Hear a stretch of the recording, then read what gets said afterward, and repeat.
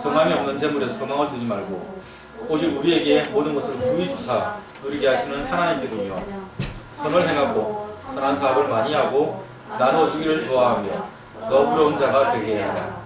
이것이 장래에 자기를 위하여 좋은 터를 쌓아 참된 생명을 취하는 것입니다. 아멘.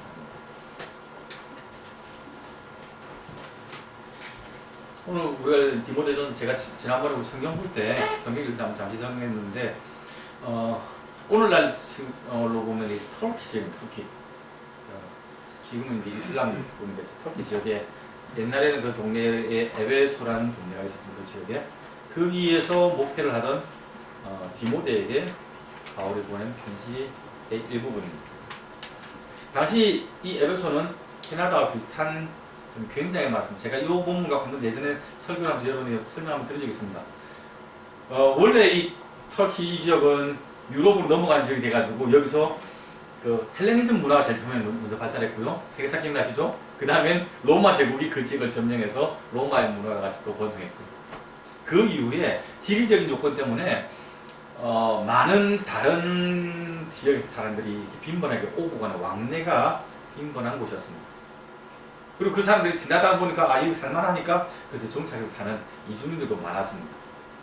우리가 캐나다에서 살아봐서 알지만 다른 문화에서 온 사람들이 그곳 문화에서 살아가면서 그 문화가 동화되는 점도 있고요. 그 다음에 거기서 자기들만의 고유한 문화를 보존하는 경향도 있죠. 다른 문화에 있는 사람들이 이 지역에 모여왔는데 여러 가지 문화가 같이 있다 보니까 섞였는데 종교적으로나 정치적으로나 사회적으로 도덕적으로 굉장히 다양한 사람들이 같이 있는 그런 사회였습니다. 오늘날 멀티컬처럴 소사이티가 된 이 캐나다랑 굉장히 비슷한 겁니다. 좋은 점도 있는데 나쁜 점도 있다는 얘기죠. 전혀 다른 가치관을 가진 사람들이 있다 보니까. 그래서 오늘날 캐나다처럼 무엇이 옳다 그르다라는 말을 하지 못하는 상황이 되었습니다. 모든 것이 다 괜찮다고 용납되는 상황이 되었습니다. 그것이 인간의 본성에 관한 부분에까지 확대가 되어버리면 선이 없어지면 죄에 대한 기준이 없어져 버리게 됩니다. 성적으로 굉장히 무난해져 버렸습니다. 그래서 매춘이나 이혼이나 심지어 이중결혼이나 그 다음에 간통하는 것도 굉장히 빈번하게 일어납니다. 그런 뿐만 아니라 도덕적으로 굉장히 사람들의 그 기준이 굉장히 낮아지니까 아이들을 학대하는 거나 아이들을 갖다 버리는 거나 유기하는 거나 아니면 어른들을 공경하지 않는 것들이나 이런 것들이 굉장히 사회적으로 큰 문제가 되었더라고 그렇게 학자들은 이야기를 합니다. 사회가 그러한 문화들 가운데서 존속된다면요. 그 사회 안에 설립되어 있는 교회 역시도 그런 트렌드를 받아들일 수밖에 없게 되었던 것 같아요. 교회 안에서도 이교도적인 요소들이 굉장히 많아졌다는 얘기입니다. 우리가 그리스도인이라고 말할 때는 그리스도의 제자잖아요. 그러니까 그리스도의 가르침을 따르는 사람들은 우리가 그리스도인이라고 부르는데 교회에 나오는 주님의 제자들이 주님의 가르침을 안 따르고 다른 문화에 살던 사람들이 가져온 이교적인 문화들, 다른 신들을 섬겼던 그들의 방식들을 그대로 같이 모방하고 행해왔다는 게 문제가 되었습니다. 3절 말씀을 보면요. 누구든지 다른 교훈을 말하며 바른 말, 곧 우리 주 예수 그리스도의 말씀과 경건에 관한 훈련을 따르지 아니하면 누구들이요? 교회 안에서 누구든지 디모데가 목회를 하고 있던 에베소 교회 안에서 누구든지 다른 말을 따르지 아니하고 다른 교훈을 말하면 이야기를 하는 겁니다. 교회 안의 진리의 말씀을 따르는 하나님의 말씀을 따르는 사람과 세상의 기준을 가지고 교회도 이렇게 돼야 된다고 주장하는 사람들이 같이 섞여 있다는 얘기입니다. 4절과 5절 말씀에 기록된 것처럼요. 말씀이 아닌 다른 기준을 가지고 살아가는 사람들은요. 그래서 삶이 교만해질 수밖에 없습니다. 왜냐하면 하나님 말씀보다 자기가 앞서기 때문에 그렇습니다. 하나님보다 자기가 높다고 생각을 하기 때문에 교만하다. 변론과 언쟁 좋아한다는 얘기죠. 말로 논리적으로 나의 그런 교육적인 수준을 가지고 상대방을 굴복시켜야지. 좀 더 심하게 말하면 확 밟아버려야지 직성이 풀리고, 그래야지 내가 오늘 살았다, 성공했다라고 생각하는 만족감을 누리는 그런 마음들이 있다는 겁니다. 교회 안에 그런 사람들이 있으면요, 평화롭지 못합니다. 분쟁, 투기, 질투하는 마음, 그죠? 그 다음에 상대방 험담하는 회방, 그리고 그게 점점 더 커져서 악한 마음까지. 그런 것들이 교인들 마음속에 싹 트기 시작합니다. 마음이 부패지고 결국은 진리를 잃어버리는 거죠. 그게 교회에서조차 일어나는 일들로 있어졌다는 얘기입니다. 교회 안에서 하나님의 말씀보다 세상의 기준을 더 앞서면 이 사람들께서는 하나님의 말씀의 고민은 없다는 얘기잖아요. 그러니까 하나님은 삶의 목표나 존재의 이유가 되는 것이 아니라 하나님조차 삶의 수단이 되는 겁니다. 나에게 유익이 되면 하나님은 파는 겁니다. 나 교회 장로인데 나하고 사업합시다. 나 교회 집사인데 나 목사인데 나한테 투자하시죠. 가끔씩 우리 나오잖아요. 교회 목사님들이 사업해가지고 사기쳤다는 기사를 보잖아요. 그랬다는 거예요. 하나님과 물질이 인생에 있어서 우선순위가 뒤바뀌어버리니까 삶에 있어서 올바른 기준이 없으니까 하나님조차도 자기 이익에 유리하면 써먹는 도구로 살아간다.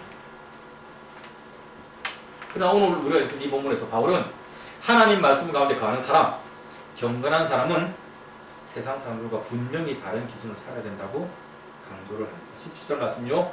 내가 이 세대에서 부한 자들을 명하여 마음을 높게 하지 말고 정함이 없는 재물에 소망을 두지 말고 오직 우리에게 모든 것을 주사 후히 주사 누리게 하시는 하나님께 그들의 마음을 두게 하라고 말씀합니다. 오늘 8월 마지막 주일이고요. 이제 9월 되면 새 학기가 시작되는데요. 이 본문을 예전에 제가 한번 생각했습니다. 다시 한번 우리가 생각을 하기를 바랍니다. 물질이 많고 적으면 상관없이 신자가 물질에 관해서 어떤 기준을 가져야 되는지, 그리고 그 물질을 어떻게 써야 되는지를 오늘 17절에서 말씀합니다. 17절의 첫 번째 말씀은요, 신자로 하여금 하나님께 소망을 두라고 말씀을 합니다. 신자는 하나님을 신뢰하는 사람입니다. 주님께서 마태복음 6장에서 말씀하셨죠. 공중에 새를 보라. 심지도 않고 거두지도 않고 창고에 모아들이지도 않지만 너희 하늘 아버지께서 기르시다니 너희는 이것들보다 귀하지 않냐.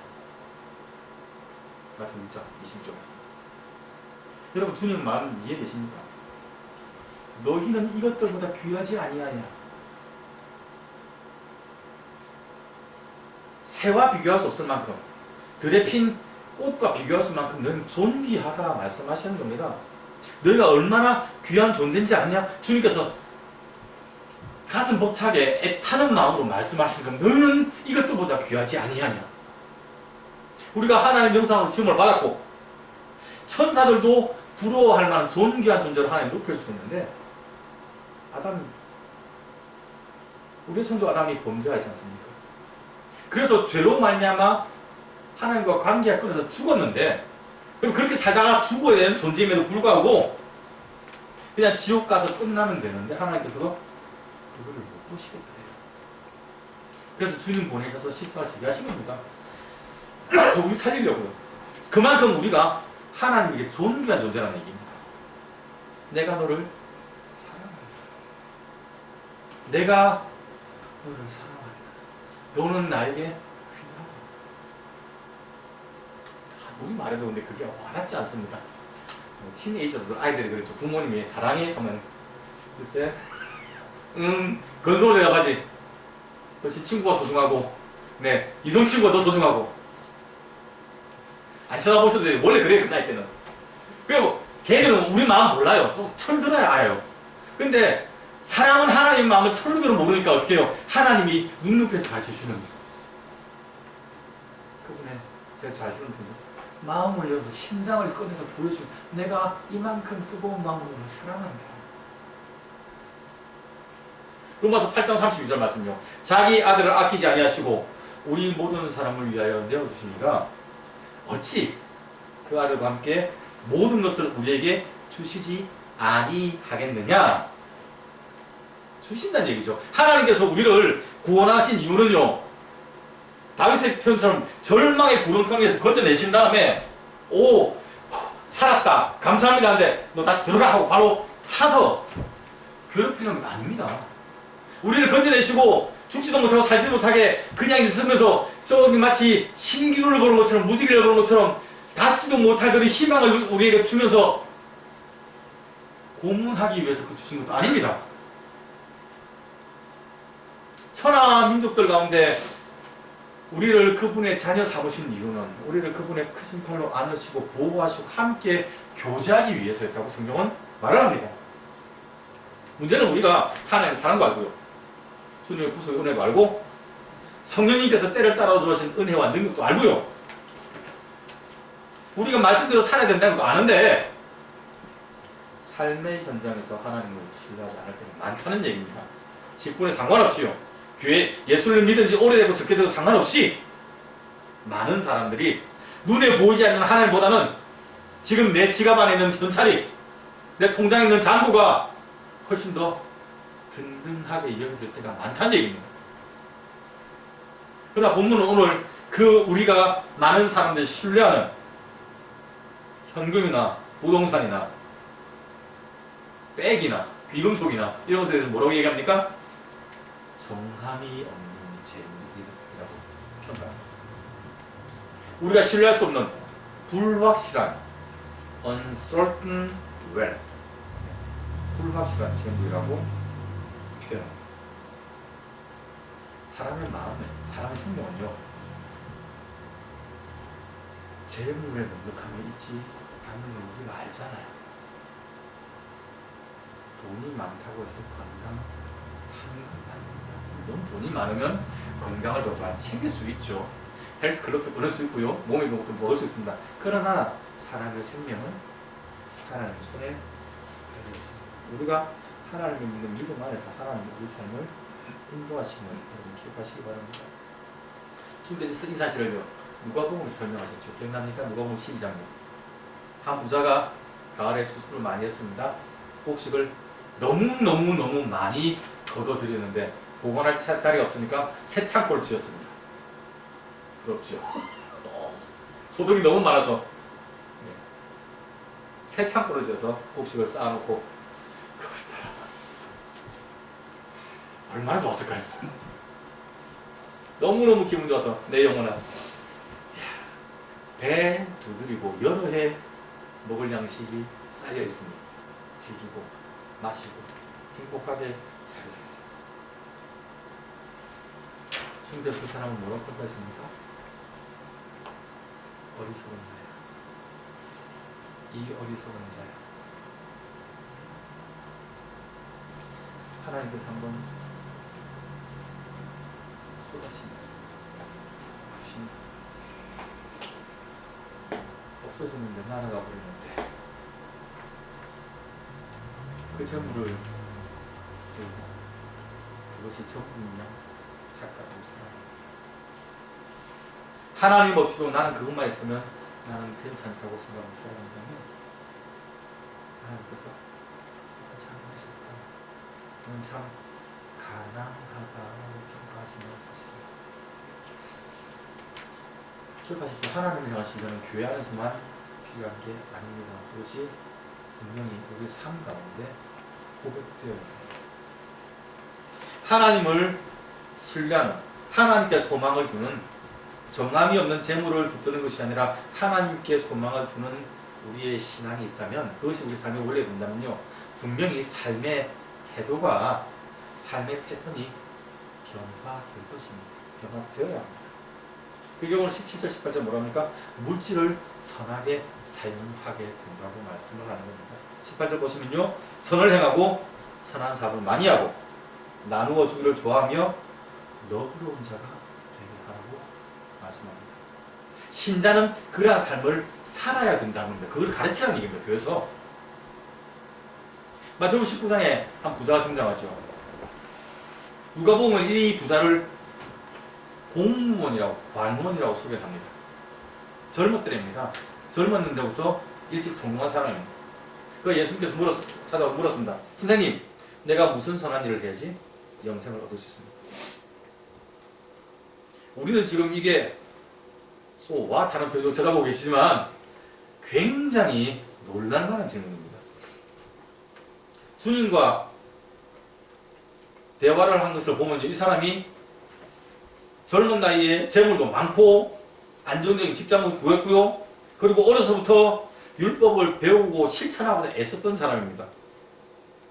세상 사람들 기준으로 볼 때 이 사람은 아무것도 부러울 게 없는 사람인 겁니다. 다 이룬 성공한 인생인 겁니다. 근데 이 사람이 영생에 대해서 묻는 겁니다. 물질과 모든 것을 이 땅에 보는 것들 다 넉넉히 누리는 이 사람이 보이지 않는 하늘나라에 대해서 관심을 가지고 묻고 있다는 얘기입니다. 내가 무슨 선한 일을 해야지 영생을 얻을 수 있겠습니까? 주님께서 이 기특한 청년의 질문을 교정하셨죠. 야, 선한 분은 하나님 한 분이신데 너의 선한 행실로는 영생을 얻을 수가 없다. 하나님 말씀 안에 거하여야 한다. 그 하는 방법이 무엇입니까? 하나님의 계명을 지켜라. 내가 하나님의 자녀라면 그분 안에 거하여야 한다. 그분 안에 살아가는 방법은 그분의 말씀을 따라 사는 것이다 라고 말씀합니다. 이 청년이 뭐라고 대답합니까? 선생님, 맞아요. 내가 하나님을 살아가서 하나님의 말씀 다 지켜왔습니다. 어려서부터 쭉 다 지켰습니다. 아직도 뭐가 부족합니까? 주님께서 그러셨죠. 부족하다. 기준이 밥 높아져 버렸습니다. 우리 그렇게 살지 못하는데. 네. 내가 온전하고자 한다면 가서 내 소유를 팔아 가난한 자들에 나눠줘라. 그러면 하늘에서 보화가 내게 있으리라. 그리고 와서 나를 따르라고 말씀하셨습니다. 무슨 말씀이세요? 너 하나님 보시기에 너 아직도 여전히 부족하다. 네가 어려서부터 하나님의 말씀을 배웠고 그 말씀 지키려고 애썼다고 하니까 굉장히 기특하지만 내가 보니 넌 여전히 너의 소망을 하나님께 두지 않고 네가 이루어 놓은 것에 너의 존재의 근거와 앞으로 삶의 목표를 여전히 두고 있다. 너는 하나님을 신뢰한 것이 아니라 오늘 본문 편대로 정함이 없는 재물을 의지하고 있구나. 네 것 아니야. 네가 의지할 것 아니야. 하나님의 뜻대로 하나님의 형상을 따라 지음받은 다른 사람들 위해 쓰여질 때 그것이 가치가 있다. 그래서 나눠주고 나를 따르라고 말씀하시는 겁니다. 네가 그것을 바라보면 누가 보면 있는 편대로 후히 되어주고 흔들어 넘치도록 주께서 부어주실 것이라고 말씀하셨습니다. 주님께서요, 우리가 주의 이름으로 선한 사업을 할 때, 다른 사람을 위해서 도와줄 때, 우리의 재물과 우리의 다른 재능들을 쓸 때 하늘에서부터 상급을 받게 될 거랍니다. 여러분, 부담되십니까? 우리 재물을 쓰라고 하시니까 어떻게 지금 엄마한테 받는 생활비 중에서 앞으로 이걸 반을 뚝 잘라서 내가 가난한 사람들 돕는 구제연금으로 바쳐야 되는 상황입니까? 통장에 있는 세이빙 어카운트를 헐어야 됩니까? 오늘 본문에서 바울이나 아니면 주님께서 부자에게 하시는 말씀은 집에 있는 모든 재산 다 팔아서 교회에 갖다 바쳐라가 아닙니다. 우리가 하나님을 신뢰하고 최소한 우리의 소망을 하나님께 둔다면 적어도 우리 그리스도인, 예수를 닮아가는 예수님의 제자들은 그 신뢰가 말로만 표현되는 것이 아니고 삶 가운데 나타나져야 된다는 얘기입니다. 삶의 패턴이 변화되어야 한다는 얘기입니다. 그것이 물질을 바침으로 나타날 수 있습니다. 어떤 사람은 전세금 빼가지고 집 파가지고 교회 헌금하시는 분이 있습니다. 귀하지요. 모든 사람이 그렇게 하라는 얘기 아닙니다. 그분의 마음속에 나는 하나님을 신뢰하는 것을 난 이렇게 표현하고 싶습니다 하면 할 수 있습니다. 그러니까 모든 사람이 다 오늘부터 가서 여러분은 하루 8시간 일해서 반을 교회에 바치십시오. 그건 옳지 않습니다. 하나님께서 원하시는 그건 아닙니다. 다만 변화가 된다는 얘기입니다. 예전에는 내가 땀 흘려 번 돈의 모든 것이 다 내 것이었기 때문에 나를 위해서만 써야 된다고 생각했던 사람이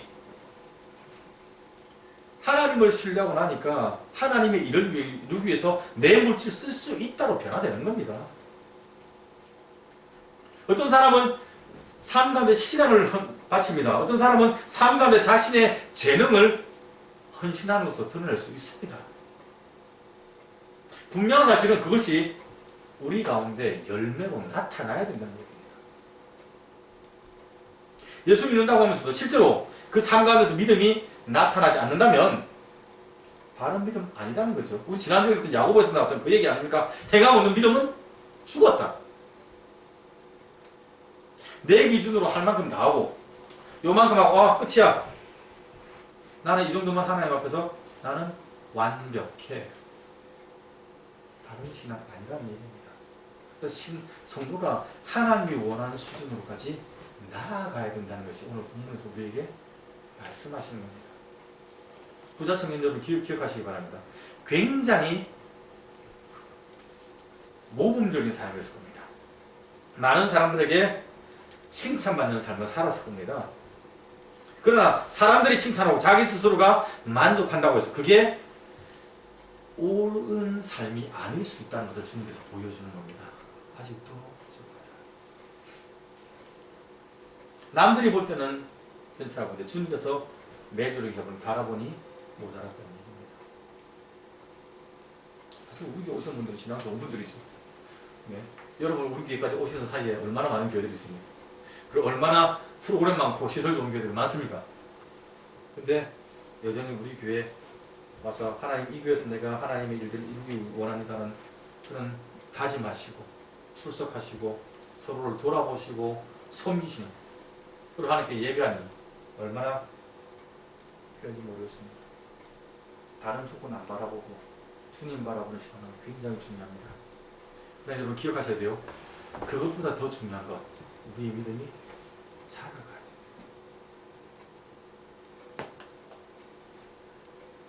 시간이 가면 갈수록 하나님을 향한 소망과 신뢰가 더 커져가기를 바랍니다. 저는 말씀드렸죠. 작년과 올해 비교해서 나의 믿음이 똑같다면, 나의 감사의 제목이 똑같다면, 나의 헌신의 패턴이 똑같다면 조금 바람직하지 않을 수 있습니다. 점점 깊어지고 넓어질 수 있기를 축원합니다. 말씀 마칠 텐데요. 여러분의 소망을 오늘 본문처럼 후히 주시고 누리게 하시는 하나님께 주시기 바랍니다. 새학기 시작하는데 특히 우리 학생들 제가 이 본문을 다시 한번 말씀드리는 이유는 그예요. 우리가 기준을 바로 잡아야 되는 여러분의 소망이 하나님께 있기를 바랍니다. 우리가 믿는 하나님은요, 우리가 그토록 갖고 싶어하는 먹다가 죽는 한이 있더라도 돈에 파묻혀 살다 죽고 싶다고 생각하는 그 물질이나 건강이나 학력이나 외모나 이런 것과 비교가 안 되는 존귀한 분이십니다. 그분을 향한 믿음이 여러분의 삶 가운데 선한 일들로 나타날 수 있기를 바랍니다. 선대하는 겁니다. 좋게 대해주는 겁니다. 다른 사람. 내가 하나님을 신뢰하기 때문에 나에게 해를 끼치는 그 사람을 품는 연습을 하는 겁니다. 나에게 계산적인 그 사람에게 그리스도의 사랑으로 품어주는 연습을 하는 겁니다. 교회 성도를 바라볼 때, 가족을 바라볼 때, 불신자를 바라볼 때, 이웃을 바라볼 때 우리의 눈이 메말라지지 않기를 원합니다. 차가워지지 않기를 원합니다. 그건 세상 사람들 다 하는 겁니다. 새 학년이 되면 새 친구를 만나면 여러분 학생들 분명히 딱 첫눈에 딱 보게 될 거야. 아, 얘는 친해지면 안 될 놈이야. 얘는 마음에 안 들어. 있을 겁니다. 왜 하필 하나님 나를 그 사람과 같은 반대가 있으면 생각해 봅시다. 어떻게 하면 품을 수 있을지 지혜를 구하면서 연습했으면 좋겠습니다. 바울은요, 그러한 모습들, 선한 사고를 위하여 이런 멋질 쓰고 재능 쓰고 그렇게 하는 것들을요, 장래에 자기를 위해서 좋은 터를 쌓는 삶이라고 말을 합니다. 하나님께서 기억하신다는 겁니다. 우리가 흘리는 수고, 땀, 눈물, 예수 이름 때문에 그를 품기 위해서 찢겨지는 마음들 하나님께서 기억하시고 그 풍성한 것으로 갚아주신다고 약속합니다. 올 연말까지 이제 앞으로 또 50, 11, 11 몇번 남았죠. 3분의 2가 자라고 3분이 남았는데 우리 연습해봅시다. 우리 연말에 같이 봅시다. 하나님께서 어떻게 그것을 기억하고 갚아주시는지, 우리를 통한 선한 사업들이 얼마나 더 많이 확장되었는지, 우리 학교에서, 우리 가정에서, 우리 직장에서, 그리고 함께 하나님께 감사하시기를 바랍니다. 기도합시다. 주님 감사합니다. 주님 믿는다고 하면서도 주님 말고 다른 것들 신뢰했던 것들 하나님 우리가 기억합니다. 우리가 고백합니다. 주님 회개합니다. 주님 앞에 내어놓습니다. 주님 정함이 없는 불확실한 것들에 우리가 소망을 두지 말게 하시고 굳건한 반석 되신 주님을 신뢰하며 하나님의 약속 붙들고 우리 삶 가운데 하나님의 일들을 이루어 나가는 하나님의 자녀들로 우리를 변화시켜 주시길 원합니다. 감당할 수 있는 힘 주시고 감당할 수 있는 모든 여건들을 허락하시고 주께서 주신 그 모든 것들을 감사함으로 하나님께 올려드리는 믿음의 고백도 풍성해지는 남은 한 주, 남은 한 해 되기를 바랍니다. 우리를 통하여 이루실 하나님의 큰 일들, 회복시키실 영혼들을 기대합니다. 주님 이 일에 우리를 귀하게 사용하여 주옵소서. 이 모든 말씀 존귀하신 우리 주님 예수님 이름으로 기도합니다. 아멘. 감사합니다. 네. 제가 말씀드린 것처럼 우리 아이들은 다음 주, 그 다음 주 9월 첫 주에 계약을 하고요. 특별히 이번 주간에 우리 해줄을 기도해 주셔야 돼요. 그 주가 이번 주간에